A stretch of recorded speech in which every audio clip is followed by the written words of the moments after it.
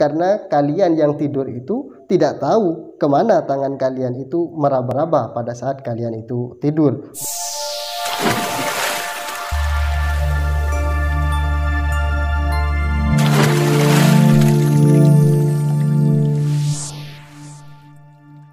Assalamualaikum warahmatullahi wabarakatuh. Bismillahirrahmanirrahim. Alhamdulillahirabbil alamin. Wassalatu wassalamu ala sayyidina Muhammadin wa ala alihi wa sahbihi ajmain, amma ba'du. Sahabat santri kaum muslimin dimanapun anda berada, alhamdulillah bersyukur kepada Allah kita bertemu kembali dalam kajian Fathul Qorib makna pesantren dalam keadaan sehat walafiat. Semoga pertemuan kita menjadi pertemuan yang diberkahi oleh Allah Subhanahu wa taala dan bermanfaat bagi kita semua fid dini wad dunya wal akhirah. Amin ya rabbal alamin. Sahabat santri yang kami hormati, kaum muslimin yang kami banggakan dimanapun anda berada, kali ini kita akan membahas tentang sunnah-sunnahnya wudhu yang kita harapkan kita bisa melaksanakannya sehingga menambah kualitas wudhu kita dan menjadikannya salah satu perantara sholat kita bisa tambah khusyuk. Setelah sebelumnya kita telah mempelajari tentang fardu-fardunya wudhu yang sudah kita bahas, yang sama-sama kita ketahui bahwa fardu wudhu ada 6 dan sudah kita bahas secara keseluruhan. Alhamdulillah, mudah-mudahan bermanfaat. Pada kali ini kita akan masuk kepada pembahasan sunnah-sunnahnya wudhu. Oke sahabat santri, mari kita mulai. Bismillahirrahmanirrahim. Wa sunanuhu ayil wudu'i asyratu asya'a. Wa sunanuhu utawi pira-pira sunnahe wudu. Ayil wudu'i tegese wudu iku asyratu asya'a 10 pira-pira perkara. Lafal asya'a di sini beri'rab jar karena mudhaf ilaih, namun tanda jarnya menggunakan fathah. Karena asya'a termasuk kategori isim ghairu munsharif, maka dari itu tanda jarnya menggunakan fathah. Wa fi ba'di nusakhil matni lan iku tetep ing dalam setengahe pira-pira tuladhamatan asyru khisalin utawi lafal asyru khisalin. Artinya sunnah-sunnahnya wudhu yang akan kita bahas yaitu ada 10 macam. Nanti kita akan mempelajari sunnah-sunnahnya wudhu yang ada di dalam kitab Fathul Qorib ini, jumlahnya sebanyak 10 perkara atau 10 macam. Wa fi ba'di nusakhil matni asyru khisalin. Dalam tulisan atau literatur kitab yang lain itu tidak menggunakan redaksi asyratu asya'a, melainkan kita jumpai juga redaksi asyru khisalin. Jadi kalau kita boleh mengarang begini, wasunanuhu asyru khisalin, bukan asyaratu asya'a. Tetapi di sini syarah menggunakan asyaratu asya'a seperti itu. At-tasmiyatu yaiku maca basmalah. Jadi kita jadikan tarkibnya, kita jadikan khabar di sini dengan takdiran mubtada yang dibuang. Di ahaduha at-tasmiyatu, begitu sahabat santri. At-tasmiyatu yaiku maca basmalah awalahu ing dalem kawitane wudu. Wa aqalluha utawi luwih setitiki maca basmalah atau tasmiyah iku bismillahi, lafal bismillahi. Wa akmaluha lan utawi sempurnane tasmiyah iku bismillahirrahmanirrahim, lafal bismillahirrahmanirrahim. Sunnah wudhu yang pertama yaitu kita membaca basmalah. Jadi ketika kita mau melaksanakan wudhu, hendaknya kita membaca bismillah terlebih dahulu, atau singkatannya di sini tasmiyah atau basmalah. Wa aqalluha bismillahi, paling sedikitnya lafal bismil atau basmalah tasmiyah yang termasuk sunnahnya wudhu itu lafal bismillah. Jadi tidak termasuk kategori tasmiyah kalau kita hanya menyebut Allah saja. Misalnya ketika kita mau wudhu kita Allah begitu, itu tidak termasuk kategori tasmiyah yang dimaksudkan di dalam sunnahnya wudhu. karena paling sedikitnya tasmiyah itu lafal bismillah. Wa akmaluha bismillahirrahmanirrahim. Sempurnanya lafal basmalah yaitu bismillahirrahmanirrahim. Lafal bismillahirrahmanirrahim. Jadi kalau misalnya kita tambahi, misalnya ini bismillahirrahmanirrahimil malikil qudusis salamil mu'mini al-muhaimin ila akhirih, misalnya itu tidak bisa kita kategorikan semuanya tasmiyah, tidak, melainkan hanya cukup sampai bismillahirrahmanirrahim. Itulah yang dimaksud basmalah yang dianjurkan kita laksanakan ketika kita hendak melaksanakan wudhu. Jika ada pertanyaan, bagaimana misalnya ketika kita lupa membaca tasmiyah pada saat awal kita melaksanakan wudhu? Tadi disampaikan di sini, kapan tasmiyah itu kita lakukan? Awwalahu, pada saat kita memulai melakukan wudhu. Nah, kalau kita lupa tidak baca basmalah atau sengaja sekalipun, bagaimana hukumnya? Fa in tarakat tasmiyata awwalahu atabiha fi asna'ihi. Fa in taraka mukala meninggal sapa mutawaddi at-tasmiyata ing maca basmalah awwalahu ing dalam kawitane wudu, jawabiin ata moko nekani sapa mutawaddi biha kalawan tasmiyah fi asna'ihi ing dalam tengah-tengahi wudu.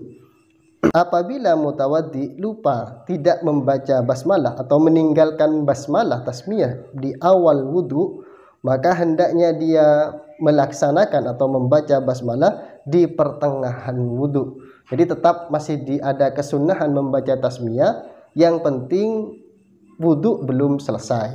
Jadi yang dimaksud dengan asna'ihi, tengah-tengah wudhu itu bukan berarti harus tepat di tengah, tidak, melainkan wudhu belum selesai kita laksanakan, itulah yang dimaksud dengan asna'ihi. Misal kita lupa tidak baca basmalah, padahal kita sudah sampai hampir membasuh kaki, begitu. Maka ketika kita ingat, ya Allah, saya tadi kok tidak membaca kesunahan basmalah, pada saat itulah kita membaca tasmiyah. Jadi kesunahan wudu, kesunahan basmalah dinisbatkan kepada wudu itu tetap sah.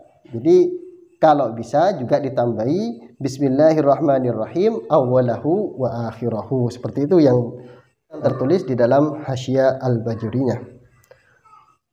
Fa in faraga minal wudu'i moko lamun fa in faraga moko lamun wis rampung sapa mutawaddi minal wudu'i saking wudu, lam ya'ti biha moko ora usah nekani sapa mutawaddi biha kelawan tasmiyah.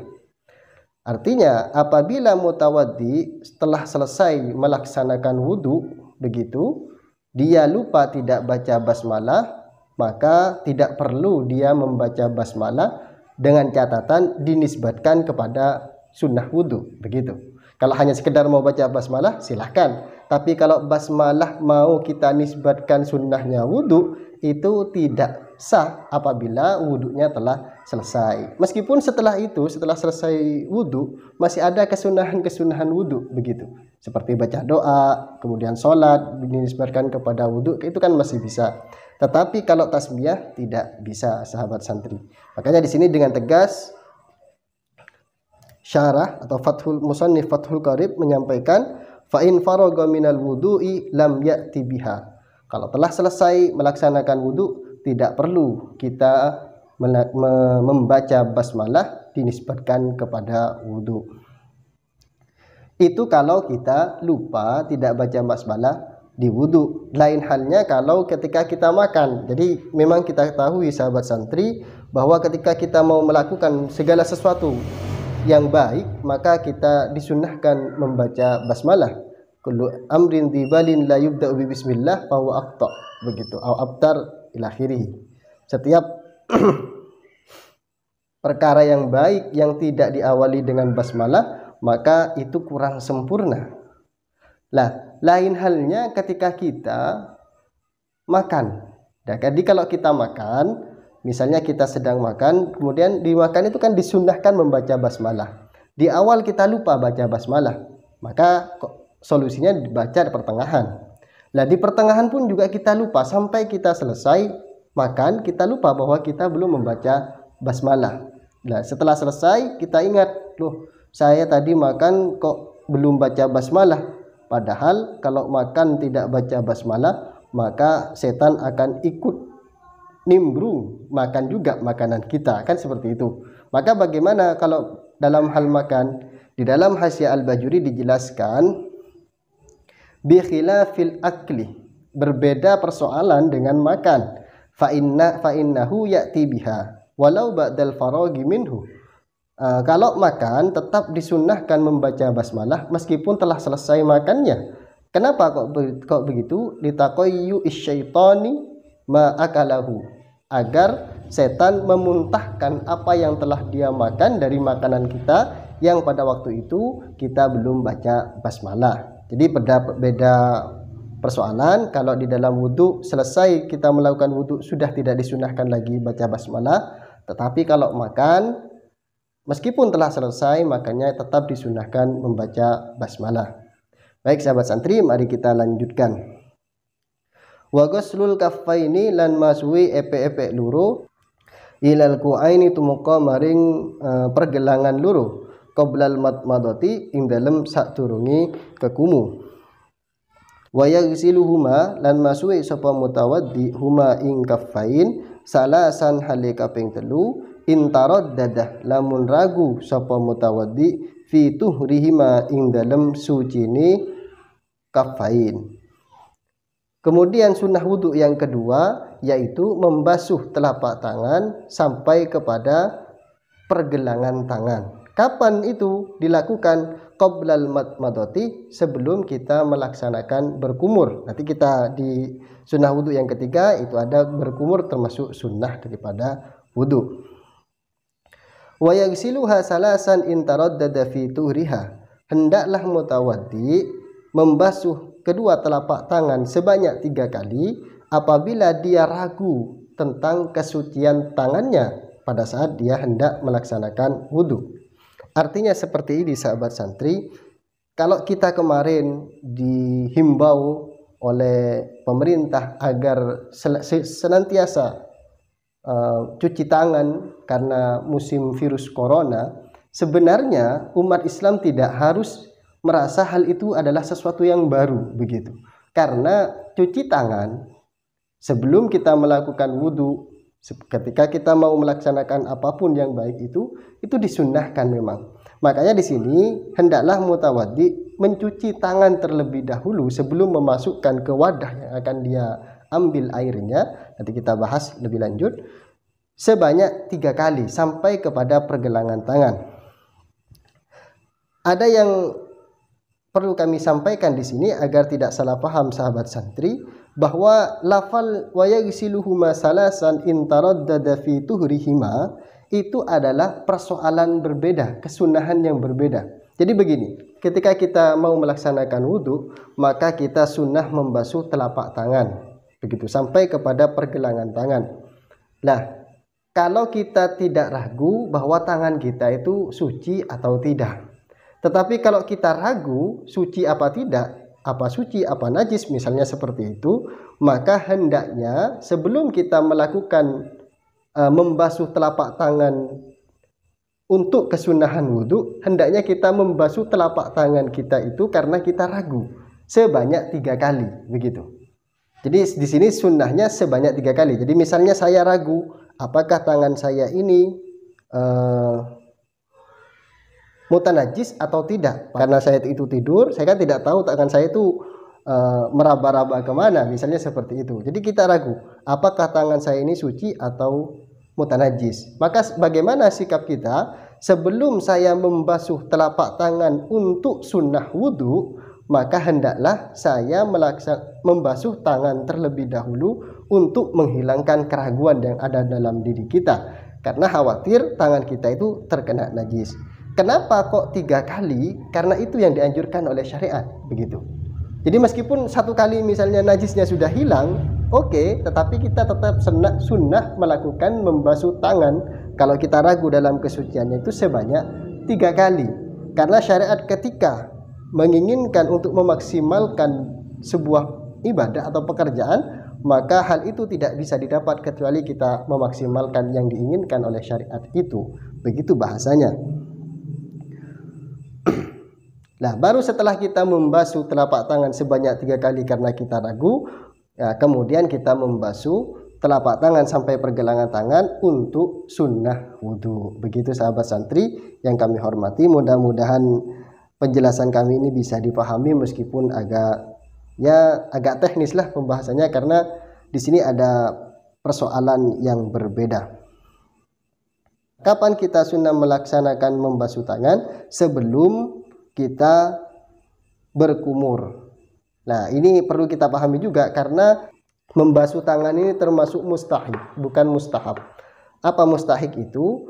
Yang mustahik itu adalah takdim menjadi syarat sebagai keberhasilan sebuah sunnah. Begitu. Jadi kalau kita misalnya berkumur terlebih dahulu, kemudian membasuh telapak tangan untuk sunnah wudhu, maka membasuh telapak tangan untuk sunnah wudhu yang dilaksanakan setelah berkumur itu tidak sah. Karena syarat kita mendapatkan kesunahan membasuh telapak tangan sebelum kita melaksanakan wudhu. Seperti itu sahabat santri yang kami hormati. Kapan kita membasuh tangan itu? Qabla idkhalihima al-ina'ah, saing dalam saturungi melebuaken kafain al-ina'a ing banyu al-mustamila kang mengku alama ing atase banyu dunal kullataini saandepe rongkollah. Jadi kapan kita melaksanakan membasuh telapak tangan itu? Sebelum kita memasukkan kedua telapak tangan kita ke dalam wadah yang meliputi air, yang airnya kurang dari 2 qollah. Begitu. Jadi jangan kita, kalau airnya kurang 2 qollah, jangan kita langsung celupkan begitu saja untuk mengambil air untuk wudhu. Tidak. Tetapi kita basuh terlebih dahulu sebanyak 3 kali. Fa illam yaghsil huma kuriha, moko lamun ora masuh sapa mutawaddi huma ing kafain kuriha moko dimakruhaken apa kuriha moko dimakruhaken lahu maring mutawaddi apa gomsuhuma nyelupaken kafain fil ina'i ing dalem wadah. Apabila mutawaddi memasukkan telapak tangannya untuk mengambil air di wadah yang kurang dari 2 qollah, padahal dia belum yakin tangannya itu suci, maka hukumnya makruh.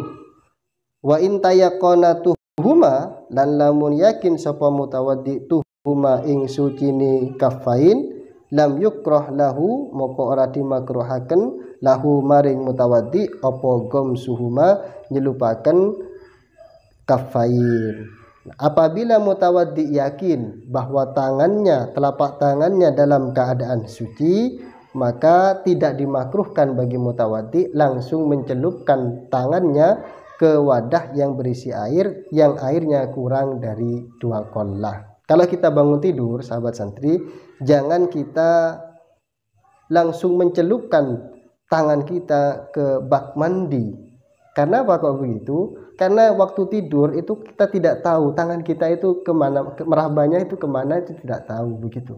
Apalagi mohon maaf, misalnya kita di dalam kulit kita terdapat gatal-gatal misalnya yang sampai mengeluarkan cairan, itu kita gosok, itu di samping mungkin menurut kesehatan tidak bagus, itu cairannya itu pun juga najis begitu.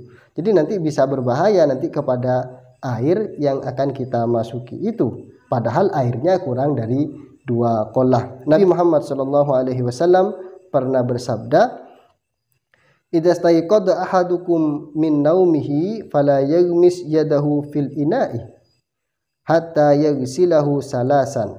Apabila di antara kalian, sabda Nabi Muhammad SAW, bangun dari tidurnya, maka janganlah kalian mencelupkan tangannya ke dalam wadah yang berisi air, apalagi airnya kurang dari 2 qollah, hatta yaghsilaha salasan, sampai kalian telah membasuh telapak tangan itu sebanyak 3 kali.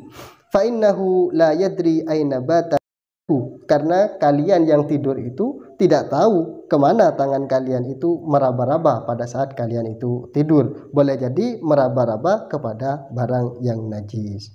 Oke, itulah sahabat santri kajian kita Fathul Qorib Makna Pesantren tentang sunnah-sunnahnya wudhu. Kita ambil 2 saat ini. Jadi kita mulai dari tasmiyah, kemudian kita mengakhiri sampai kepada membasuh telapak tangan. Meskipun ini adalah pembahasan yang singkat, hanya dua, mudah-mudahan bermanfaat.